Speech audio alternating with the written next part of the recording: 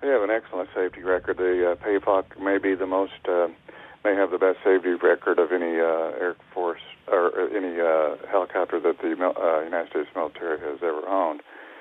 It'd be only speculation to guess what might have happened. The crews, of course, are required to be combat ready, and the combat ready training is intense training, but that's part of it. The night low-level operations that they were flying, the fact that they had live ammunition on board may or may not be an indication they were flying to or from a range where they were allowed to train shooting live ammunition. So as you make the point that the height they were flying in a way are quite normal, one analyst speculating that power lines can potentially be an issue for obvious reasons.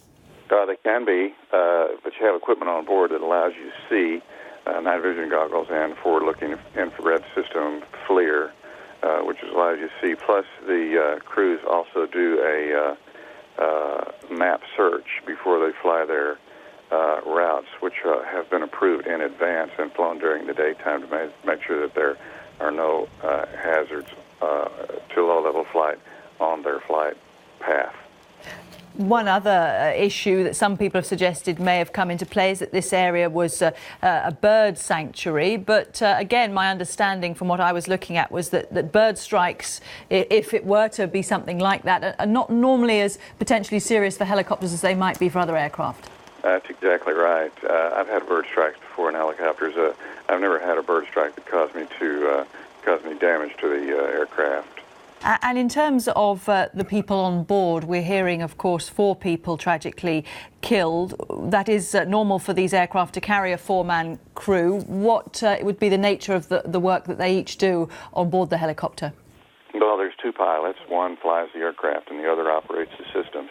The aircraft is a very sophisticated aircraft. It's a upgraded version of the UH-60 Black Hawk, designed to be able to be flown at night with night vision goggles and forward-looking infrared systems with terrain flight and terrain following radar. And then there's 2 gunners in the back, 1 man each gun. One of these gunners is also a flight engineer.